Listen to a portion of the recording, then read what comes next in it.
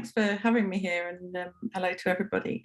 I suppose I started in Anglian Water, actually on the front line in operations, various roles sort of in the field back in 1993.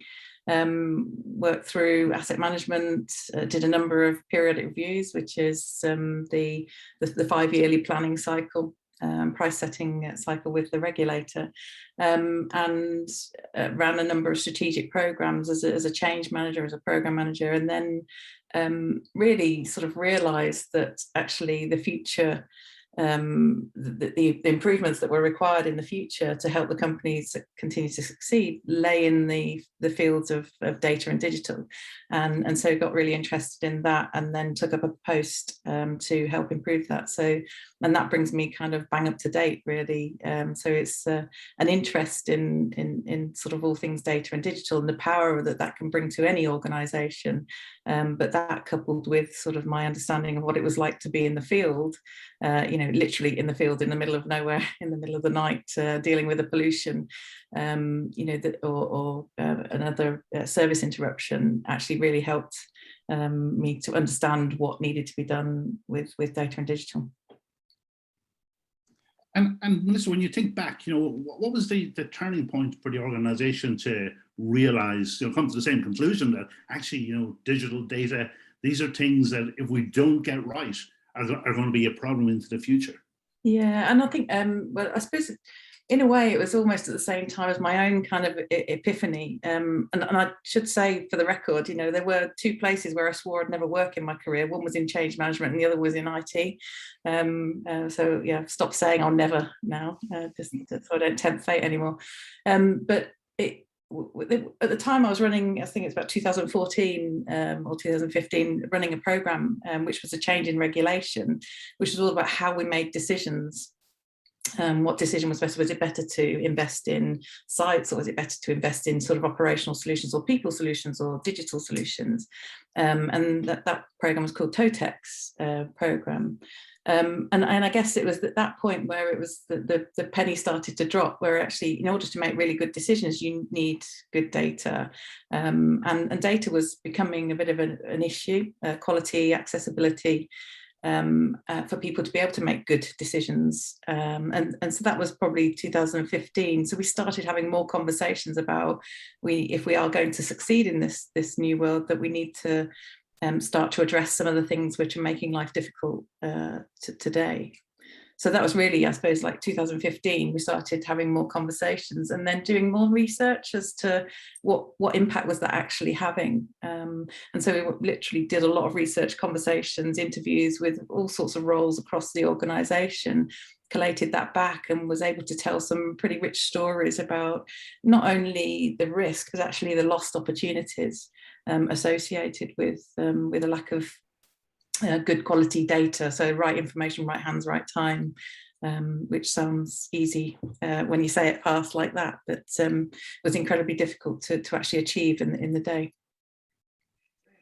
Yeah, and very interesting actually that the role of the conversations, Melissa, in it. I suppose not many organizations start with conversations. They start with big strategy and big plans. Do you think that shaped what happened ultimately, the success of what happened ultimately? Yeah, and I think it was incredibly powerful because it wasn't our words, it wasn't our observations, such it was real life stories, and actually real life stories are much more easy to understand. Rather than theoretical, we need to be doing X, Y, and Z. It was a clear articulation of why do we need to do this? That really, I mean, all you need at that stage is for people to sit forward and say, well, I'm listening now. What do we need to do about that? So I think, always research and tell it in the way that anyone in the organisation can understand. Anyone can understand a real life story. They can't really understand, technology discussions and sort of data architecture and sort of different gobbledygook language that we tend to use sort of in the world of IT. But so if you can tell it in terms of business stories, it has much more power because it's understandable then. Yeah, and look, I love this area in general anyway. And Melissa, was this carefully designed, how you would reach out, I suppose, create the environment, the safety space for those discussions, those conversations? Yeah, yeah, because there was no right or wrong about it. It was just fact. It was just the way things were. Nobody was going to get told off for telling the truth. And if you're not honest with yourself around the challenges that you face, then you can't move forward. You can't do anything about those. So it was a very, we don't want, we're not judging you for right or wrong. We're actually just trying to understand. And it was more about what challenges you face in your day-to-day, in doing your job, what challenges you face around data and information. Yeah, it's really interesting because, firstly, your employees felt heard. So if you're listening to their stories and then you're replaying it back, sort of say, well, these are the issues, or this is the things that you don't have to allow you to give the service you want to give. And that then creates the platform in terms of, well, how do we need to change? But one question I'm always curious about when I say is that, I've seen loads of organizations where actually they don't define what they mean by digital transformation. So I was just curious in terms of, I think the stories are fantastic and it's great to have that insight. And then did you translate that into, when you put it all together, did you sort of say, look, this is what it means for us? Well, we did. I mean, the order of events was that we obviously did our research. We understood what people were trying to do, because they're the subject matter experts. They know what they need to achieve from a business perspective. They know the targets they need to hit, and those targets get tighter and tighter and tighter. But we were trying to sort of understand what couldn't be done, and then translate that into the vision of where we needed to get to, the strategy of how we were going to get there. And then, like I said, the capability roadmap, the technology and the people capability roadmap fell out of that. And I don't know whether this will be a disappointment to you. We never talked about digital transformation. We thought about it a lot, but we never used the term. We never actually overtly said this is what we're setting out to do, because I think sometimes putting a big label on it can actually be quite scary then, and it can become quite divisive, because what we're actually trying to do is evolve the organisation to take advantage of so it's an and rather than an or. So we actually didn't launch anything that was badged up as digital transformation. We just took those stories and says we're gonna solve these, and here's how we're going to solve those, and here's the foundation layers that we need to put in place in order for us to be able to do this. And we set our sights on a point in the future rather than with steps along the way. So we always had a vision of where we were trying to get to, and that was born out of all of those stories, with effectively the reverse of those stories. And Melissa, how much of the digital transformation was actually digital? So quite a lot actually. So I think one of the best inventions ever in the world was mobility. The mobile device, because that really, that just was transformational, wasn't it? Because from that point onwards, you had a computer in your pocket, really, and so you're able to capture and retrieve information much more readily. We always used to talk about it as like the data was the fuel in the engine, and then the digital was the vehicle for which that engine could run, because the means for sort of retrieving and updating and deleting is like the digital element, and then the fuel that runs through that is the data and the analytics. So it was although I had sort of like two teams within the department, actually they were very, very closely aligned, along with other capabilities that sat elsewhere in the organisation, such as data architecture and the analytics trades. I'd be interested in just a sense of the scale of the organisation. I know it's a big organisation, but how many people are you talking about, and how did you get that communication channel to work two ways? But how did you get people to, oh yeah, I can see what this journey is about and where we're going?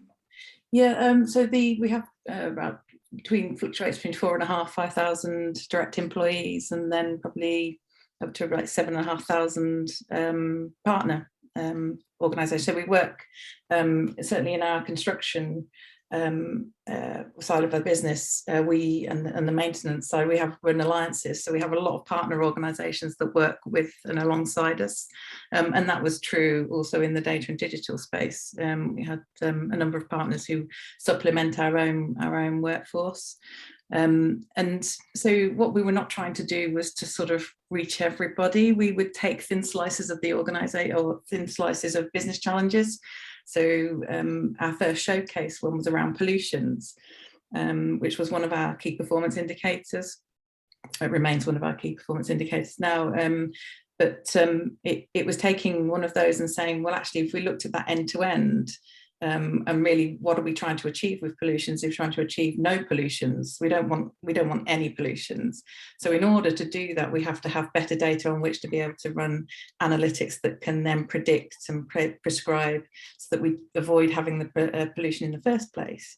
And so if you start with that end in mind, you have to then work back and go, what data do we need to capture preceding and during the event in order to fuel that that predictive analytics? So we kind of like set out to look at the whole thing as a thin slice through the organisation as a key performance indicator, work back from that and say, well, what do we need to do differently? And then we set about sort of understanding what data needed to be captured, what data and information needed to be fed to who along what path of that process of from knowing you've got pollution through to resolving it. Mm. So what it sounds like then, Melissa, and maybe I'm incorrect, is you identified these key challenges sort of for the organization within the environment it was operating, that's a regulatory environment, etc. Then I suppose you went out looking for creating conversations around those challenges. Based on those conversations, then you were trying to identify what's the key data to move the needle forward on these, and then trying to figure out where that data was, etc. Would that be a fair enough summary? Yeah, and that was one of the things that we introduced was user-centered design practices. I mean, it's so crucial to actually be able to don't just design something around a process, design something around people who are operating within that process, and challenge the process by all means, because nobody wants to sort of digitize an awful process. You want to challenge why and streamline as much as you possibly can. And it's going back to always making sure we have the outcome in mind rather than the output.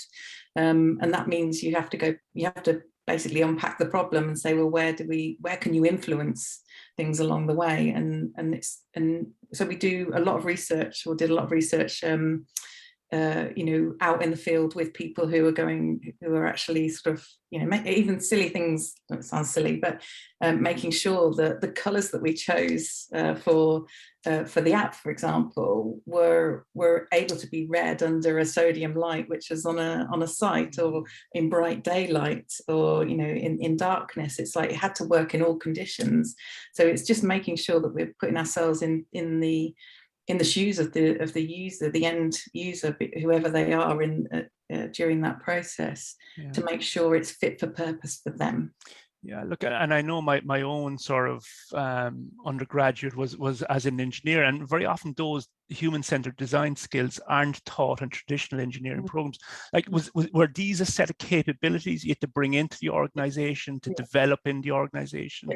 Yeah, so I mean, it was when I go back to sort of 2015, it was quite it was an unknown capability, and it was probably dismissed as like people drawing pretty pictures, when it came to wireframing and things like that. But actually, it's like you say, it's a really crucial part to understand the motivations of the different sort of users within the process, and design it around those. So we started out by, like I said, we have partner organisations that we work with. So we brought in that skill set. It was one of the strengths of one of the particular partners at the time. So we brought it in, and it's only, I suppose, recently, which is like 3 or 4 years later, that we considered actually investing in our own capability in Anglian Water, because we then felt that it was not a novel capability, it was a core capability, and therefore we needed to invest in that and build our own capability. And so now we have quite a number of both, you know, the design team is made up of user interface, user experience, and user requirements specialists. So, you know, and they work with the other members of the development team. Fascinating. And Melissa, when you started to do all these things, you know, the initial response, was it intrigue, fear, no, absolutely, we should be doing this, or is this the latest thing from head office? What was the sort of sense in the organization? Yeah, because I think a lot of these sort of new sort of roles come with sort of strange titles. That, so, you know, everyone recognizes scientists, but what's a data scientist? You know, and it's kind of, and you know, I got accused on more than one occasion of making up job titles, but they are, you know, outside their sort of mainstream capabilities. So yeah, I think mixture of interest, yeah, and some kind of emperor's new clothes sort of, but I mean, it's inevitable and understandable. It's yeah, it's more demonstrating what it is, rather than, we don't get really hung up on what it's called, or actually even where it sits in the organizational structure. It's what it's doing and the value that it's adding to the process. So yeah, it's just an ongoing educational thing. And you know, those roles change all the time. I mean, I can see a time when we would have, you know, much more behavioural science, you know, as part of the team as a normal practice. Not quite there yet, but it's kind of quite important. So yeah, new roles sort of come up all the time. And did that lead to a rethink of skills in the wider organisation? Yeah, yes, and I think one of the most important things was, it's like, there's no point, you know, sort of forging ahead with this if you don't think about everybody else who's going to experience it. And so it's like trying to then think about, how do you raise the core competency of the rest of the organisation, so it's more digital or data literate. Because that's, you know, we all take for granted, I think we all assume probably that everybody's got an iPad at home or an iPhone, or, you know, something like that. So of course everybody understands it, but that's not necessarily the case. And again, going back to sort of like, what you don't want to inadvertently do is be divisive, because and so it's making sure that everybody has the support that they need to be able to learn these new skills. So we talked, and we never really achieved this certainly in my time in Anglian Water, around sort of digital academy, but I'm pretty sure that with time that will, you know, we saw, we went and benchmarked a number of organisations, and Rolls-Royce, you know, is a company that's done it really well, you know, to get some inspiration and understand what we needed to do. Yeah, and like you passed a comment earlier, and I wrote here, Melissa, I love it, you know, good decisions require good data. But there's probably also organizations, though, that have good data, but still the decisions don't flow, the good decisions don't flow. People maybe go back to type, and that includes maybe senior executives in some cases. Data is there, but we're using gut instinct, etc. Is that, and I assume it's a challenge for all organizations, but was it a big challenge for Anglian?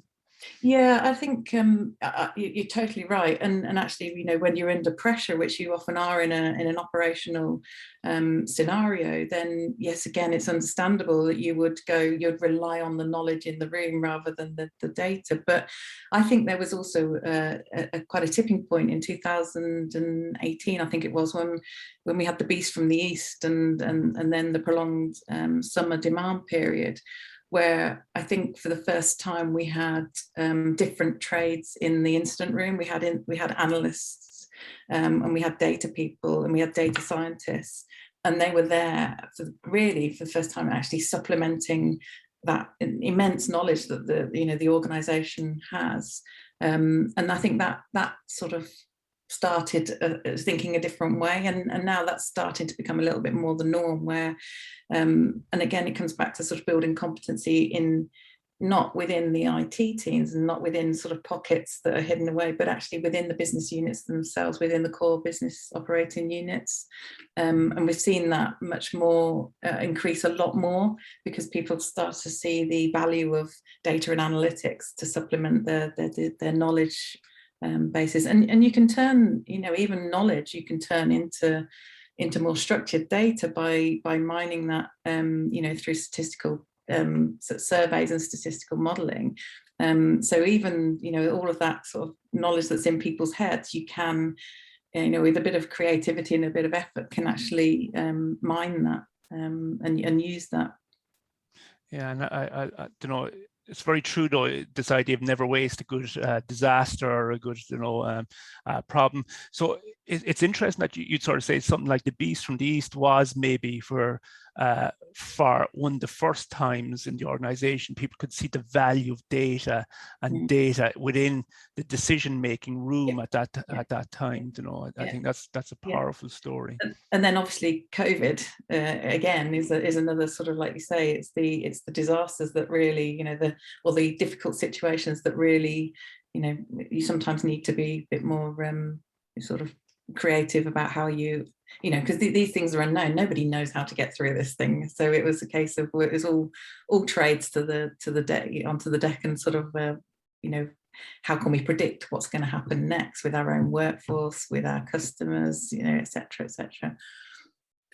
And Melissa, when you took this to your board or the executive or whatever, and you sort of say, look, we've done all this research, we know what we need to do. Was that something that people could relate to easy, or was you getting pushed back in terms of, well, why are we doing that? Or no, I think again, like I said, the time was right. I think because we just, like I said, just come out of this regulatory change called TOTEX, and the stories came from within the business teams themselves, so they were all relatable to every single member around the board table. There was nothing that couldn't be understood there, but it wasn't just about, well, here's the problem. It's like, here's how we think we can solve this, and with some support and with resources and permission, we can do something about this. And really, really fortunate that our board saw that, understood that, and backed it, and that enabled us to then spend the next couple of years laying those foundations in both technology foundations, modernizing our analytics, big data and analytics platform, away from warehousing to sort of big data analytics, and then new trades like data science, data architecture, to get some really good foundations in place, and then focusing on sort of going after some of the things that were challenging at the time, be it efficiency or be it like I said, pollutions we used as a showcase. And when we went back and showed what we've done with with pollutions, the question was, well, how quickly can we have this else, everywhere else, which became a different kind of challenge. Yeah. But I mean, I think from what you're saying is, you were clear on the why, you were clear on how you needed to change, you were absolutely focused on what the outcomes would be as opposed to the activities, and therefore, hard not to embrace what you wanted to do is really what you're saying. Yeah, but I mean, it's a bumpy road. It's not as easy as it sounds when we're looking back through history. There are times where you have to keep the faith. You have to sort of like believe that you get through this, and I always describe it as a roller coaster ride where you have lots of highs and lows, and you feel wildly out of control at certain points in the process, and it's exhilarating and frightening at the same time. So it's but like I said, the one thing we kept our eye on was that horizon, where we were headed, why we were headed there, and why it was important to the organisation, and that enabled us to keep. If you had a setback, that you could pick yourself up and you could go again, and that's quite difficult when you're trying to change on so many fronts. You're trying to drive change on so many fronts. Yeah, and how do you get that resilience in the people then? And so your team around you have a setback. Or maybe two setbacks, but we need to get back on the bike because we see the horizon, we know where we're going. So how do you build that resilience in the team? By focusing on what you've learned. So it's recasting failure as learning. And I always used to say to the team, it's we haven't failed unless we've failed to learn from the learning. That's the only failure is if we make the same mistake twice. I mean, I used to go on about like psychological safety and sort of like being able to speak about rather than try to sweep it under the carpet, with being, ultra transparent was really, really important as to why things didn't go quite as we expected them to. So we do, post-mortem, if something didn't go quite to plan, we would do post-mortem in-depth analysis of why it didn't work, and keep going until we exhausted that, so that we got to the learning, and then we said, well, how do we prevent that happening again? I think people became braver because of that. And just I can see maybe a few comments in the chat here, on people loving some of the terminology you're using, Melissa, and also just an invite to anyone in the audience, if they want to ask questions, please feel free to enter it in through the chat. Just a comment as well, Melissa. I'm always intrigued by the importance of the tempo of release, the tempo of delivery, especially in very large organizations where sometimes there's very large budgets, sometimes the delivery periods are really prolonged, and people nearly forget that there's any change initiative in play because it's been so long since they last heard from leadership, etc. What sort of tempo did you work? Were you looking for, running pilots, getting releases out early, learning, building, changing? I mean, I think we used to frustrate quite a lot of people, because we were where people would like to sort of run big programs, we were like, we want to make it as small and as nimble as possible. So we would try to actively break things down to the smallest nugget that you could possibly do, because then I used to say, because we used to use Scrum framework as our delivery framework, our agile delivery framework. And so you're kind of like 26 opportunities, because we used to run two weekly sprints, 26 opportunities to just adjust your course, because you're getting such frequent learning and feedback that enables you to inspect and adapt. And that's what I used to sort of say, rather than you have to make some decisions in big chunks in a waterfall methodology, actually you're making frequent decisions, and that enables you to adapt to what you're learning from, it's not just the development team, this is business stakeholders who are involved in the process too, is because you don't know everything at the outset. And so if you can adapt as you go along, then that's got to be for the good for everybody. But the flip side of that is the uncertainty that comes with that, because and I had one director who was very honest and open and said, people are coming to me and saying, well, what are we going to get at the end of this? Can you describe it? And he said, I feel really uncomfortable that I can't actually describe it. And that's for the first time ever, because usually I've written my list of requirements and I can describe it in some shape or form. And so, he was very authentic with his, with his concern about that. But then realized that actually, if he went back to describing what was the outcome, what are we actually trying to achieve, that's really the thing that we should have more certainty over, rather than what it'll actually look like or do at the end of the day. Because as long as it hits that, we're all good. Yeah. And that requires a lot of trust, doesn't it, Melissa? Like, you've, especially in the likes of, the larger utility companies, you've traditional ways of building strategy, delivering to strategy. And very often the financial heads have a lot of weight. They need to know in advance, there needs to be contracts, etc. And all of a sudden you're then coming in saying, no, we're going to do it a different way here. Was there a lot of sort of persuasion? Why did people trust you, really, I suppose, Melissa? Yeah, and I think, well, I probably have to ask them. I don't know, but maybe it helped, I suppose, having years in the organisation and a decent track record of leading improvements. Maybe that probably helped get some credibility to start with. But I used to say this to my team, and they probably rolled their eyes every time I said it, but I used to go on about the trust equation. If you're not familiar with the trust equation, David Meister trust equation, which is about credibility, reliability, intimacy, divided by self-interest or self-orientation. And so I say to the team, you have to be maximizing your credibility and reliability, which means if you're going to do something, do it. You can never over communicate, and make sure you're not Nobody thinks you're doing this for your own benefit. You do it, go back to why you're here and why you're doing it, and that's business value.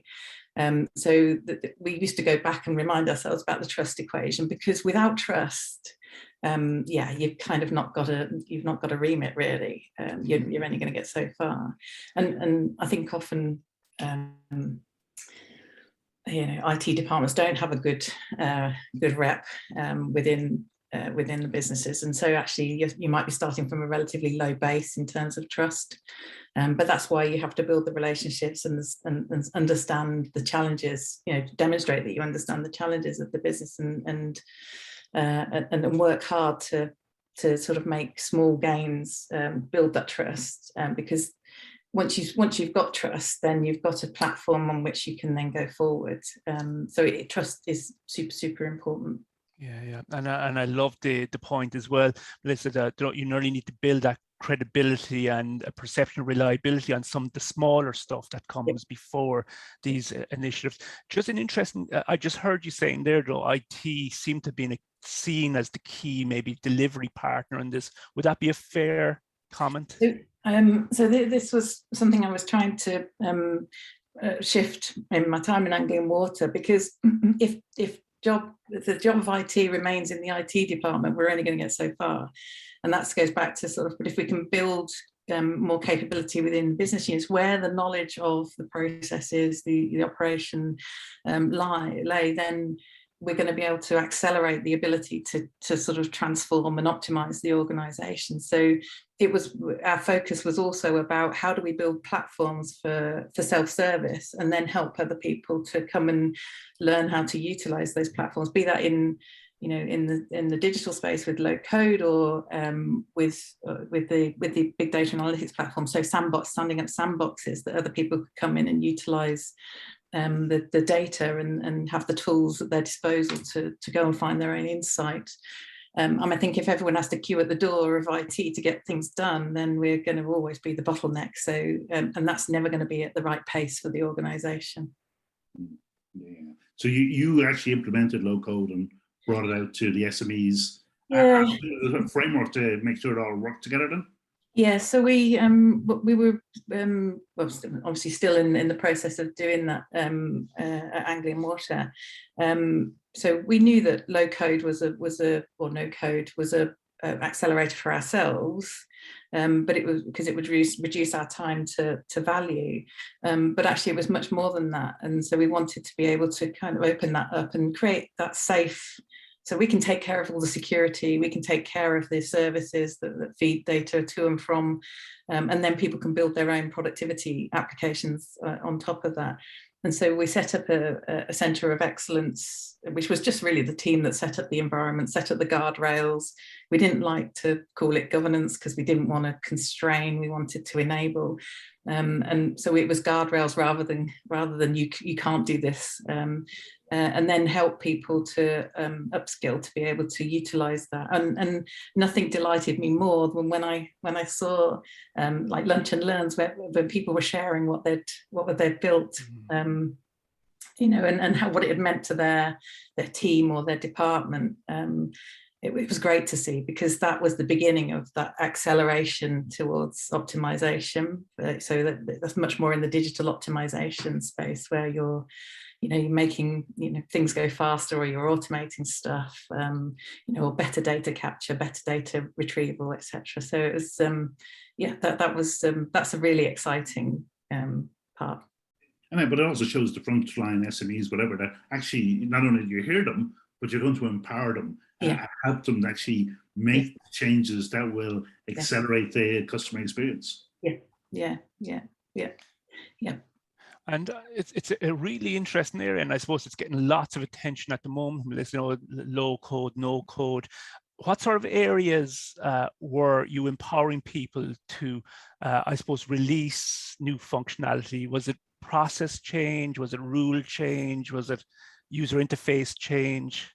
Yeah, so it was, like I say, we created the what we call the maker environment for so we supported it with data feeds from some of those big, you know, your ERP, your big applications. So we would do the sort of like the engineering work to get the data to and from, but then it's the, like I said, the process engineering on top of that. So you know, and this is the people who know their processes best, so they're best placed to be able to do this. But then they also knew who their users, you know, the team members, they understood that they're much closer to both the problem and the user base. So yes, it was sort of, you know, equipping them with the ability to automate certain tasks, so they didn't have to manually pass, you know, via email or whatever. They could automate that through. So it was varied, actually. Certainly in the water services, that one of the operational business units, the water services team were making some really good use of that, like building sort of inspection applications. So if you're out in the field and you can sort of spot risks to groundwater, for example, the groundwater quality, you know, that was that, you know, when I listened to the story of what they'd been able to do and what it had meant in terms of removal of waste, you know, over processing or manual handling sort of waste, you know, throughout the process, it was brilliant. You know, it's saving hours, and hours at the end of the day turns into efficiency. So that's, yeah, it's great to hear those stories. And sorry, Paul, go ahead. Yeah, so just one, and I love this area, you know, but I suppose key, obviously, to water and lots of maybe other engineering sort of environments are suppliers. Was there sort of a strategy towards building out an ecosystem and involving maybe suppliers in what was happening internally in Anglian Water and vice versa? By certainly partner, so the like the engineering partners and the IT partners were very much, you know, there's not one system for Anglian Water and one system for sort of partners. We do try to make sure that it's, you know, we're able to sort of interact with whoever, and then obviously there's the whole customer base as well, but further into the supply chain, probably less so, but I would say that was only a matter of time. Interesting. Melissa, I have a question for you in terms of, you know, so you did all this storytelling and it's coming through all the time in what you're saying to us here. So in terms of understanding within the wider business, you would imagine, or at least I would perceive that, you know, the understanding of the business actually becomes much greater, and the understanding of what needs to happen in the business equally becomes much greater, and the willingness to do something about it, you know, I would think also gets, because if I understand it and understand why it's important and I understand what I can do about it, or in fact I've been empowered to do something about it, would you think storytelling was absolutely fundamental to getting the organization to shift? I would probably say so, but probably I'm biased because that stories is sort of like I suppose my currency, really. That's how I understand. That's how I am able to understand and relay information. I think it's, yeah, if it's stories about business and business value and what it's meant, then it's kind of understandable to anyone. It's relatable, and so it's much easier to understand.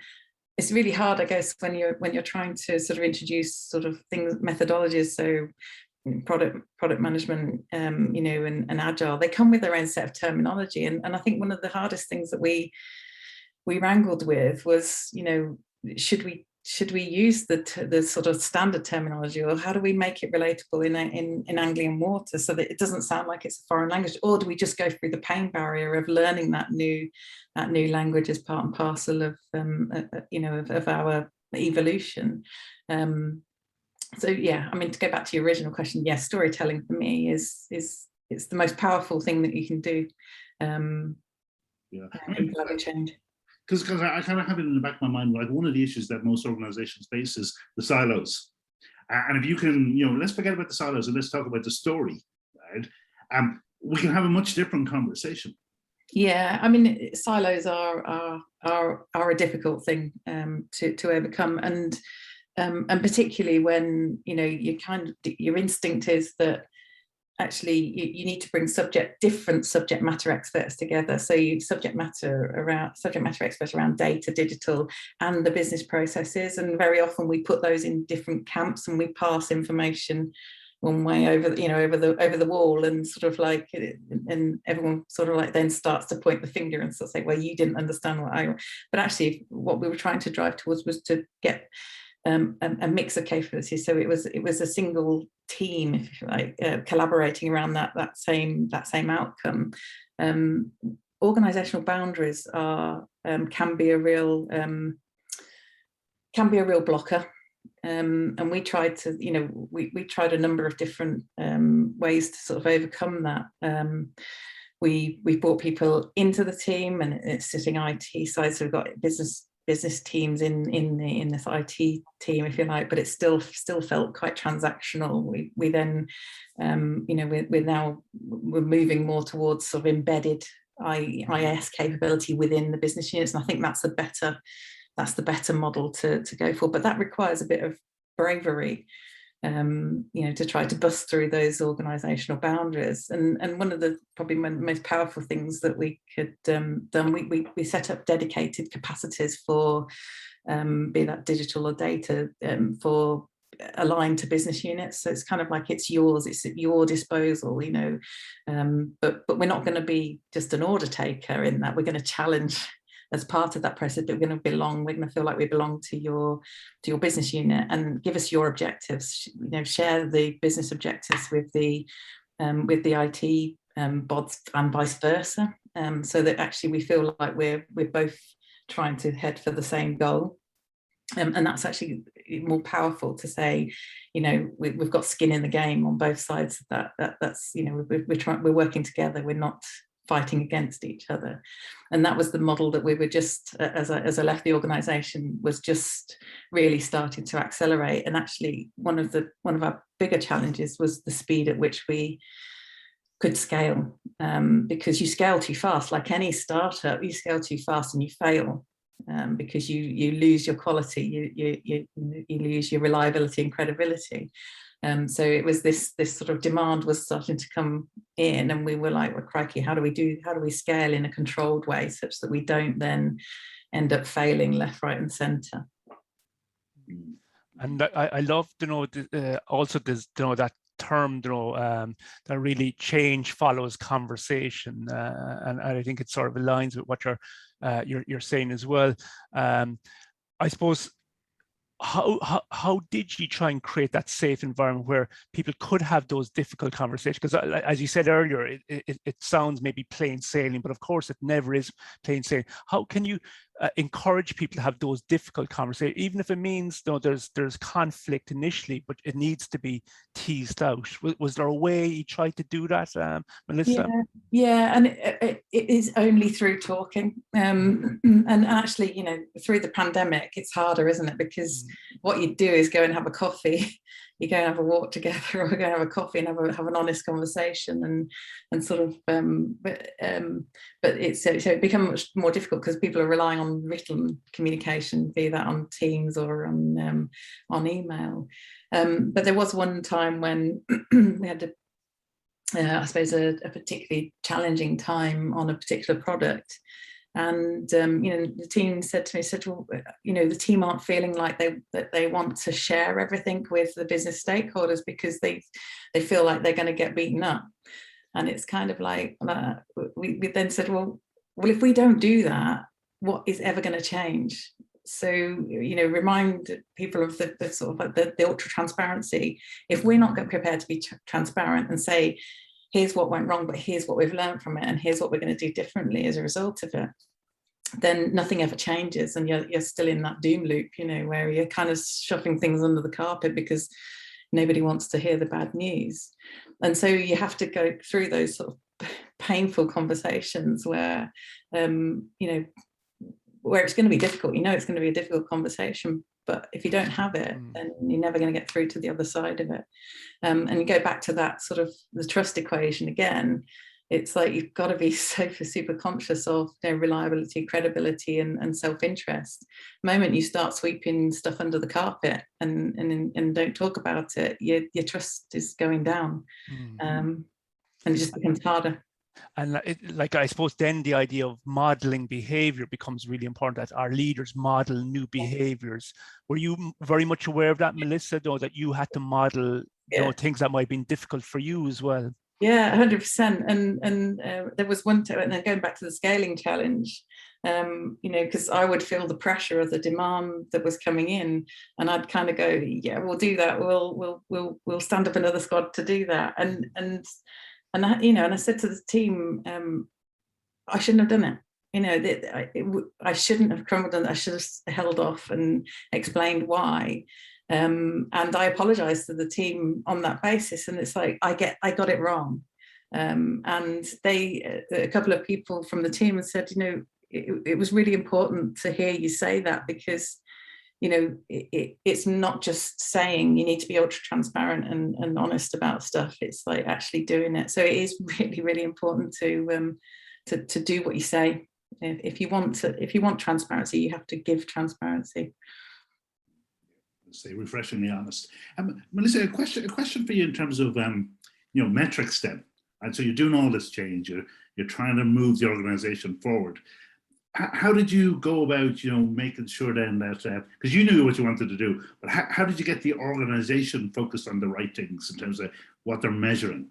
Yeah, and that's it's kind of like an ongoing thing, because, again, like a broken record talking about outcomes, but outcomes can be quite big KPIs, and it's actually, you can't just use that as the metric by which you measure success. You have to break that down into its constituent parts and focus, like I say, focusing on sort of the smaller parts of that, the levers that sit underneath that. And so it was really important. And again, this goes back to the product ownership sort of mindset of, what dial are we trying to change with this thing that we're, the activity that we're undertaking here? And are we measuring it? Do we know where we started from? And it's always difficult, isn't it? Because everyone goes, well, it's really difficult to measure that. It's like, well, if you can't measure that, what can you measure that is a proxy for that, or is an indicator of that? And you can't, just because it's difficult doesn't mean to say you shouldn't find a measure. If you haven't got a measure, anything to measure your progress, how do you know you're on the right track? So it is finding a measure that is going to be reflective of, are you heading in the right direction or not? So as an example, we were trying to improve the customer experience for, so digital experience for our customers. And we took a measure that we were trying to improve self-service. Now, if we can improve the customer experience in self-service, then they're going to get to the answers quicker than if they're waiting on the phone, waiting to get through, particularly in busy operational times. And so we were tracking from the outset, we were tracking the how many people were able to do certain processes online, and how quickly were they able to do them, and how much abandonment rate was there. And so we were using a lot of analytics to inform how people were responding to the changes that we'd made. And so it was really important that we kept our eye on all of those metrics. And there were some really important metrics in there, such as that, we were trying to hit a target of 22% self-service. So we knew when we'd succeeded by measuring that very clearly. And then that translated into all sorts of customer satisfaction and efficiency measures. But it's really important to have the metrics. We didn't always get it right, got the wrong metric, or but that's the beauty of those frequent inspection and adaptation, is like, well, if you discover you got the wrong metric, then pivot, find the right metric, and go forward again. Okay. And on the softer side, did you also look at culture, skills, all those type of things, and was that part of the measurement system? Yeah, so we had this sort of we had Net Promoter Score internally for what was the internal satisfaction, and that was, because that's we wanted to encourage people to say, well, what is the experience like, working with, working in this way, and we want honesty, because if we don't have honesty, we can't adapt and improve. But I think one of the most key metrics from my perspective, from the softer side, was the engagement score of the teams, my teams, and that that was up to 98% engagement score, and it's like it was phenomenal. And that to me said, we've got empowered, challenged, happy people in the department. And if you've got those things, then kind of like, well, everything's possible from there on in. So that was a very important metric to me, was that not only are people are people sort of getting the sort of usual return on their engagement as an employee, but are they invested in what they're doing? Do they feel challenged? Do they feel supported? Most importantly, do they feel supported? Because if they're not enabled to be at their best, then that's my problem. Because they used to laugh and joke and sort of say that I was there to clear the blockers out of their path, and you can call it servant leadership, but I mean, it's really important to make sure that they've got what they need to be at their best. And if that means a process in another part of the organisation needs to change, or if the way we're financed, or that something is impeding them, then that's my job and the leadership team's job to remove that blocker. Yeah, and sometimes I suppose numbers can feel a bit abstract or out there. Were you very conscious as well, Melissa, of having to have very visible but also quick wins, to again build the confidence that there was a move towards a better future? Yeah, and that was not just that was also for my own department, the sanity of my own teams, because it's kind of like you can work very hard, and if you're not feeling you're getting very far very fast, it's quite soul destroying, isn't it? So yeah, and again, coming back to breaking work down into small bite-sized chunks, and focusing on measuring business value, then that enables you to see how far you're progressing. But quick wins were really important for like going back to that sort of credibility and reliability point, is that confidence that this is the right way to go, and actually it's worth some of the change pain that we will have to go through. So we did do, and again, going back to partners, we had some really forward-thinking partners who were prepared to put their own skin in the game and say, actually, if we succeed, we all win. If we fail, then we'll take some hit, ourselves financially, and that was really good. So we were able to run a number of sort of data science experiments where, on a pay and gain arrangement with our partners, but upskilling our own teams at the same time. So it was, it was really good to do that. Just conscious of time, we've about 5 minutes. Melissa, a question: if you were starting all over again, is there anything that you would do differently, or anything you'd change, or would you say, no, actually, I'd just do more of that, or where would you be on that? So all of this is like, it's not about technology at the end of the day. This is all about people. And there's a brilliant quote that I've got on my desk that I keep in my eye line, which is from Rosabeth Moss-Cantor, and it says, "Change is disturbing when it's done unto you, and exhilarating when it's done by you." Yeah. And it's and the reason I keep that in my eye line, if you like, is because it's really easy to run away with this exciting sort of shiny new, and then realize everybody else is like a rabbit in the headlights. And going back to that sort of like, what you don't want to do is create division. You need to create sort of like cohesion and collaboration, and that means making sure that you're keeping people, taking people with you. And that is even as simple as like not using divisive language. That if I'm speaking in a slightly different language to somebody else, then they're going to feel left out of the conversation, not going to understand, they're going to switch off. So it's being super vigilant about sort of, am I taking people with me, or have I lost somebody? And taking people with you is down to stakeholder engagement, but it is also down to showing the benefit and telling the stories about what it was like, lost opportunities, threats, and also successes. Because the more you talk about the successes, success breeds success, and you start to get more confidence, more bravery, able to push the boundaries further. So yeah, I think probably, I don't know whether I could have done any more, but more stakeholder engagement, more conversation.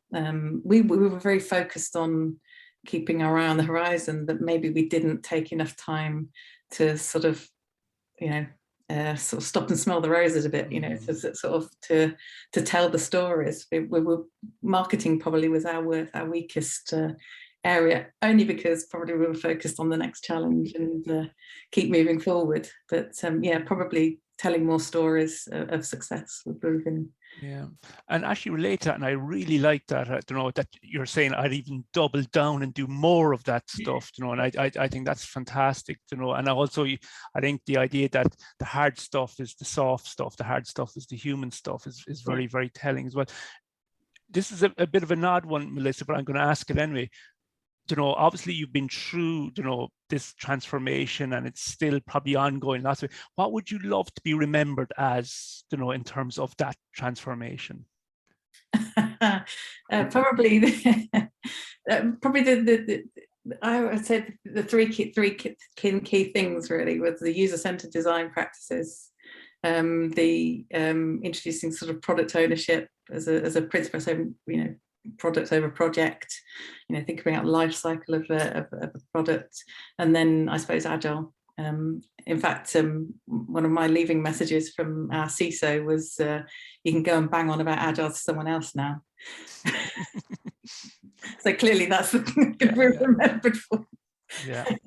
And they're all hopefully things that deliver long-term value. They're not short-term gains, in terms of user-centered. Hopefully it's something that will remain central to lots of companies. The product ownership over project and the agile.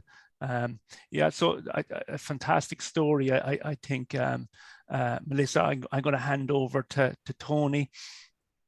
Yeah, no, just to thank you, Melissa. It's been fantastic what you have achieved, and to share it with us today, we really, really, really appreciate it. So just to thank you and to thank Cork University Business School for its support, but fantastic session, Melissa. I'm sure you'll have loads of people going away pondering, how do we do more of this, because it really was fantastic. So thank you. Well, it's been great chatting to you both. So yeah, thank you for inviting me.